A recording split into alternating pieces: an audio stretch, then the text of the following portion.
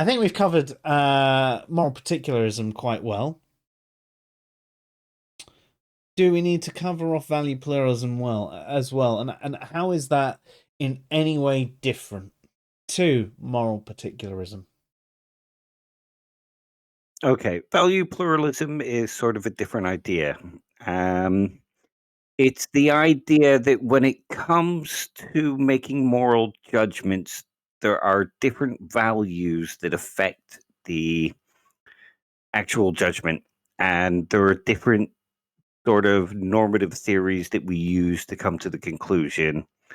And the way we assess an action, we do multiple passes of it. Um, but there are certain values that might take precedence over others. So, sort of, we might have a value like it's wrong to break a promise. Um, and imagine we promise our kid that we're going to go to the film, we're going to go to the cinema and watch a film with them. And something comes along and we end up having a job interview. Now, we might value that better job because it can bring about further a better life for, you and the family. So we might say that value takes precedence over breaking a promise. But in the way that we judge it, we've still done something wrong by breaking the promise. It's just that we've gone with a higher value, and the action guiding principle was right, but we're still wrong to break a promise. We make several passes of an action or a statement. So this is like how we were talking last week with the problem of dirty hands, where we were talking about how torture is something that we generally see is wrong. And if we were to torture, so sorry, if you didn't catch last week's stream, there was a scenario where there was someone who Sorry, had there was a thought experiment. There was not a scenario where this happened. oh, okay. There was a thought experiment, and in the thought experiment, the scenario was Joe made a bomb. So a gentleman, shall we say, who wasn't very gentle, made a bomb and planted it somewhere in this city. And this bomb would wipe out 1,000 people. These people were generally innocent of the situation. It's a number of men, women, children, etc. And you can torture this particular person. And in this instance, torture will work.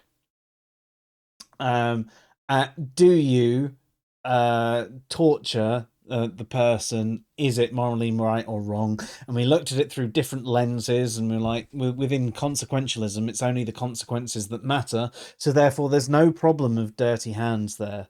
But under different ethical theories, there are different ways you can describe that. Actually, maybe you shouldn't do that, but then the result is worse than not doing that. So you should do the wrong thing to have a better outcome.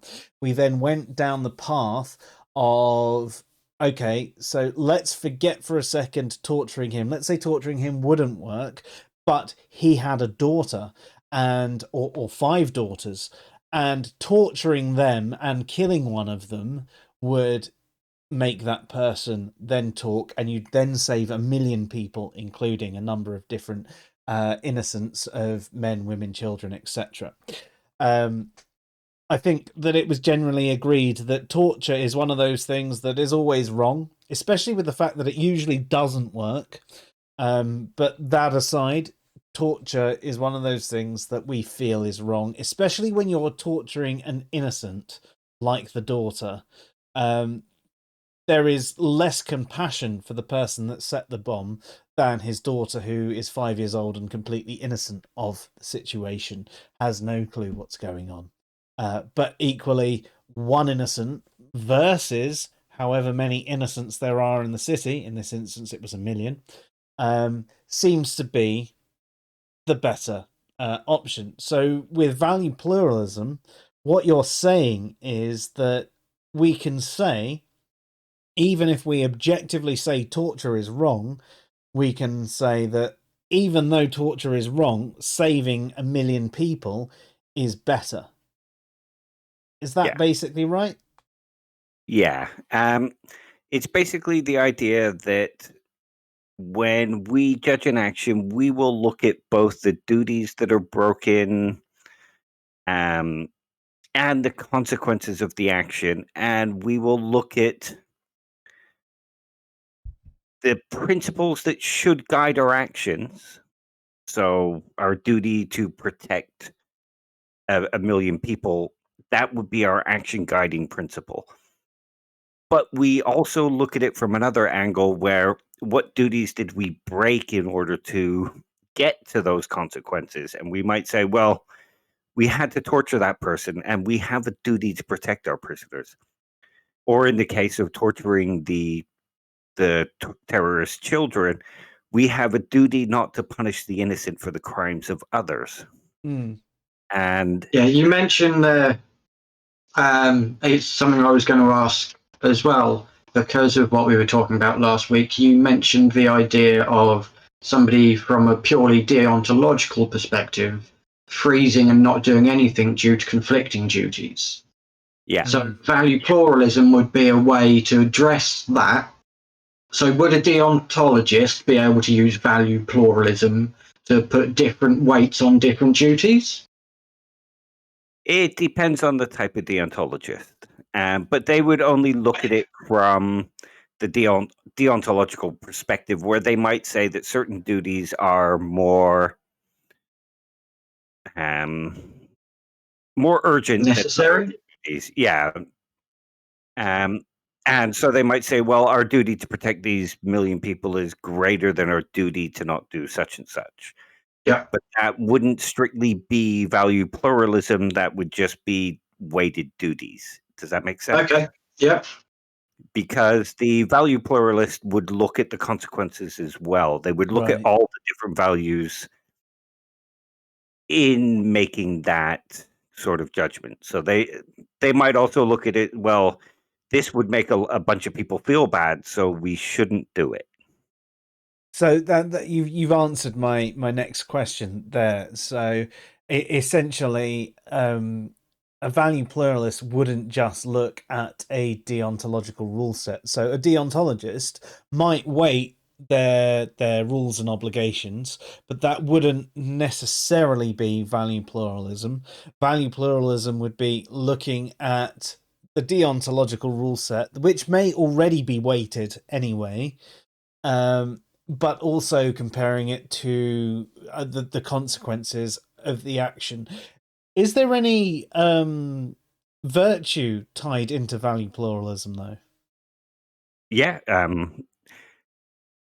because virtue is a value, you could include that in the way that we judge the action. So you could say that the person was not being virtuous in this instance, but they were guided by principles that meant that being virtuous.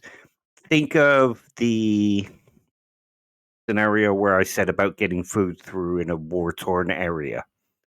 It wouldn't be virtuous to bribe the people, to bribe the warlords, but you want to feed those people. The consequences of getting those people fed is greater than is a greater value than not being corrupted. So What Just measures are 1 second, used just in to? Sorry. case folks haven't heard that one. So that was another example from last week. So you're trying to get food to a poverty-stricken country with a load of folks, but there are essentially militia, gangs, etc. around. And in a particular zone, you are trying to get food to them. But if you drop off the food directly, the gang, the ruling party in the area, will jump in. They might attack you, but they'll definitely steal all the food. But if you choose to pay this gang off, say give them 10%, 20%, whatever, they will allow the rest of your food and medicine, etc., to be dropped off to the people. So even though you're doing something wrong by paying off a militia, you're doing something for the greater good by giving people who would get nothing otherwise and are struggling. So carry on with your questions. I just felt that they might need to know that. Yeah. No, I was just asking, so in that kind of situation, what measures do you use to attach value to the different things? What makes one more valuable than another? And because to me, that sounds like it would be intuition, which would make this kind of synonymous with particularism. Yes, an intuition could guide it. It could be the different moral theories give sort of weight to the values. The difference between moral intuition, moral particularism, and value pluralism would be that you have these guiding principles. You have guiding principles from duties, from consequences. So you might be a weak consequentialist.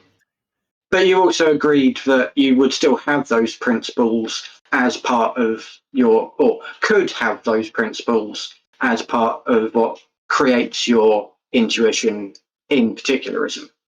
Yeah, but in value pluralism, these would apply generally in each scenario. So it's you more wouldn't- that there's an overlap than that Yeah. they become. Cool.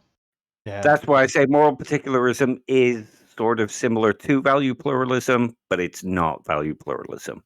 It has certain similarities and familial resemblances, but in value pluralism, you would apply these moral principles in a common way and in a manner of regularity. There would still be truths within value pluralism. Yeah. It would still be wrong to torture or wrong to pay off the gang, but it would also be right to save 1 million people and right to help out the people who are struggling to feed themselves. Kind of how we concluded last time, where the act itself doesn't become right, but because the consequence is right, the act becomes less wrong. Yeah, it becomes permissible, is what we said. It's not necessarily morally permissible, which would essentially mean it was moral. It just becomes permissible because the end result is the moral result that you're looking for. So it's a permissible action. It's the lesser of two evils action, and therefore you've got your hands dirty. So I suppose under moral particularism, there isn't a problem of dirty hands either because there's no truth. Yeah. But with value pluralism, there definitely is a problem of dirty hands because it's actually acknowledging the fact that actually there are times when you have to do a wrong thing for a greater good. And that's why you have the value pluralism. Yeah. It's basically the idea that there are different values that can guide our actions and guide our judgments. And the different values need to be assessed in particular ways. Certain values might have greater weight. So if you think about the scenario with promising to take your kid to the cinema. Now, you've broken the duty. You've the consequence of the action is that you're going to upset your child. But the consequence of not going to your job interview it's a greater consequence if you don't do it. So that should guide your action. And the fact that it brings greater value guides your action. So where would, say, two people disagreed on which, not in this situation, because it's kind of obvious. But say a more balanced situation where there are two values, one has to be broken for the other to happen, and two people disagreed. Is there an objective standard or an external rule set which would indicate which should be put as the primary value, or is it then subjective? You could consider it objective in the sense that the duties are objective, and the consequence is an objective consequence. But So, as to which values should be placed in which order, that would then become subjective. it Yes? would sort of become subjective, Cool. yeah. But you could argue for sort of the outcome that you're going for would dictate what the values are that you should be going with. Yep. Yeah. I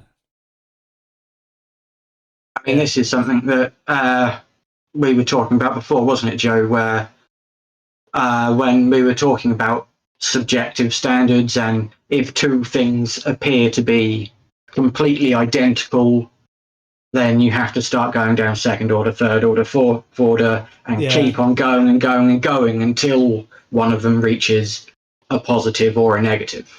Yeah, I mean, if you want to take it that deep, I think at the time we were talking about two charities, weren't we? Yes, and yes, we were saying, say I had 10 quid a month spare and I wanted to give it to charity, and I'd done a lot of research in charities, and let's say I found two charities that on the surface seemed to put all of the money into research. Now, let's say one charity was about cancer and another one was about blood parasites. Okay, it doesn't have to really be what that it was. Just the two charities ended up having equal value. They would have an equal impact into the population. So in that situation, is there a right answer of giving 10 pounds a month to one, £10 a month to another, splitting your thing £5 a month, or some other variation? But from what we can see on the outset was all things were equal. There was an equal chance of anyone experiencing, let's say, the blood parasites or the cancer. I know in this particular instance, cancer is obviously far more prevalent. They were just the things that occurred to me whilst I was talking out my arse. But with whatever these two conditions happen to be, they're completely equal impact. And I think they're both right to do. My gut would be, well, split it 50-50. But what we then discussed was, well, hang on, let's have a look at how they go the next step further down. Now, most charities and because have also people splitting walking it on the streets. 50-50, I think one of the things we addressed was then, as you're splitting it 50-50, you're giving less to somebody who needs it, which, Yes. from an emotive standpoint, seems worse. Exactly. And we also addressed the fact that if I gave 10 quid to this person, that might actually cure one person a month. Whereas if I gave 10 quid to this charity, that might not cure anyone. That might actually only go to 1/10 of a person a month. So it's going to take most of a year for me to have the same impact with this charity than to have an impact with that charity. And if we actually put enough money into this charity, eventually we wouldn't need this charity anymore, and then we could focus on that one. And there's so many different factors that you can do it. And you're right, it's how many orders do you go down? And that's one of the problems with consequentialism, I find, is the fact that the order of consequences. Because if we go down the lines of the trolley problem, okay, the first order consequences, say 5 to kill one. That is first order consequences. That's what you do because you have no knowledge of the situation. But then you take the second order and, oh, actually, the 5 people that you've saved are all rapists and murderers who are going on to kill other people, whereas that one person happened to be someone who was working at curing cancer. All of a sudden, you're like, oh, fuck. But you add context into these problems and you suddenly get a bit more. So with a charity, you'd have to, if you had a limited amount of funds to put into these things, actually consider what your money could do for the charity. So, you know, the people that are working in the charity, and how much of the people get paid, and so on and so forth. So, yeah. Yeah, other action guiding principles in that situation could be something like, you know that more people will be giving to charity X than charity Y. So you could split the money in order to try and redress that balance. What would we say from a purely moral standpoint if you used personal experience to sway that judgment? So say I gave £10 a month to a cystic fibrosis charity because my daughter had cystic fibrosis, whereas actually that £10 a month might actually do a little bit more for a different charity. The undervalue pluralism, you would value the cystic fibrosis more because it would help your child more and it would bring more value to your life. So it wouldn't necessarily be immoral to focus strictly on that one because that's what you value. But objectively speaking, the other charity would be more benefited by my money. So from a non-personal level and a wider level, objectively, I would have been doing the wrong thing. Not necessarily. No? No. If you think about it this way, you giving to the cystic fibrosis helps your child, which helps you, which allows you to bring more value. And Okay, yeah. adds value to other people who suffer with cystic fibrosis as well. Yeah. And if the amount of people suffering from cystic fibrosis is less than sort of the amount of people suffering from cancer, or the amount of people who perceive cancer to be more of a focus, then you are sort of redressing a balance. And people might throw £2 in the cancer charity because most people know somebody who has or has had cancer. So they throw their And £2 in that. Yeah. But with cystic fibrosis, it's less prevalent. Yeah. So there's less prevalent and less well known. You get adverts for cancer awareness on TV. I've yet to see one for cystic fibrosis. Yeah. So you're sort of redressing the balance by giving to the cystic fibrosis. It might be more personal, but that's why you know it needs to be redressed. So that's where you value. Yeah. Yeah.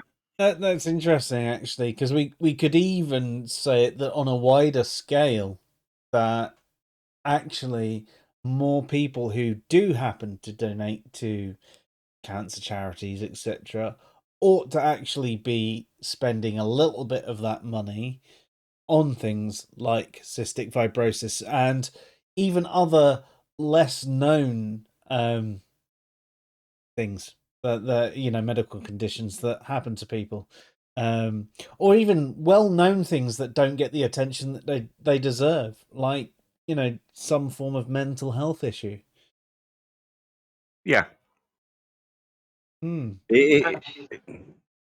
be interested to see actually what the kind of split is between donations to different physical diseases compared to mental illness.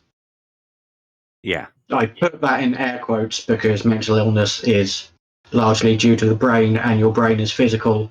So, sorry, but mental health issues are physical illnesses. And I really don't like that distinction, but it's the one that's commonly understood. So, yeah, but equally, I mean, if we throw it the normatively other speaking, way, if we throw it the other way, though, there are points of mental states are not necessarily wholly physical in themselves anyway. So there is a distinction that you can make between the two of them if we're being incredibly pedantic, which we tend to be. And it's largely down to the firings of synapses and hormones, which are still physical. Yeah, it can definitely be explained through physical terms, and you're correct in that point of view. But yeah, my point was I would like to see what the proportionate breakdown is between different physical things like cancer and cystic fibrosis or cerebral palsy or any of the others, and a direct comparison between that and mental health issues, because I have seen some adverts for like suicide awareness and things like that now. Yeah, which I don't think existed 10 years ago. Yeah, no, you're right. It's definitely more prevalent than it was before, which is great. It absolutely is. I don't think I've seen any of the adverts and things that has necessarily appealed to me. I find them a little bit cringe, personally, which Should turns how me bad off an to advert is sort Sorry? of dictate? Should how bad an advert is turn you off donating to a particular Oh charity? no, not donating. Oh no. It's more the so like when you have like the suicide awareness ones where they give you like the number and things like that, and a lot of the mental health issues. Oh yeah, just give us a call and talk things through and all of that. And I just think, and I watch them and I find them incredibly cringy, and I think I really hope they help people who need that conversation, but from the way they're presenting themselves, it makes me feel like they're not going to be able to help me, and that they don't necessarily know what they're going on about. And I think that they've almost done an advert in the way that an advert to sell something rather than an advert to explain what people need. Yeah. I mean, that's my perception of it. I mean, at the end of the day, especially when it comes to suicide awareness, if that really cringy advert goes out and it cost them £1 million to produce it and put it on TV, and only one person gets the help to phone the number, fine, it was worth it. Oh no, definitely. I'm with you there. One is better than none. You Yeah. are definitely correct. Unless the advert actually convinces Took funds from people to elsewhere. not. Well, no, yeah, no. Unless the advert convinces people to not actually get help. They were thinking about getting help, and they saw that advert and went, "Oh no, I don't want help." Yeah, I suppose that's possible. But you could also look at it this way. If they make an advert that's too flashy and too good, people will complain and say, well, they're just going for the aesthetic and they're not really interested in helping people or getting it spoken about. Yeah. Whereas if they make a cringy advert, people might start talking. They won't judge it harshly for wasting money, but they might discuss it in terms of how cringy it is. And that creates a conversation about the suicide hotline. Yeah. Yeah, I'm on board with that. I'm on board with it. I mean, it's a whole thing with advertising, isn't it? Is some of the best adverts for product are ones which they never even mention the product. It's got nothing to do with the product. It just sticks in your mind so much because it's like, what the fuck was that? Yeah. And then you ask somebody else, did you see that advert? What the fuck was that? And the product still gets mentioned. Yeah. I mean, I swear to God, I will be on my deathbed in decades' time going, Crusher, I want some Crusher. It's tough enough to make milkshake. That is going to be in my brain until I'm dead. I download all my TV, so animate. Oh, that was decades ago. Little animated cats doing dances. No, I remember the Crusher adverts, and bearing in mind, I haven't actually watched terrestrial TV for 15, 20 years. So yeah, and I still remember that advert.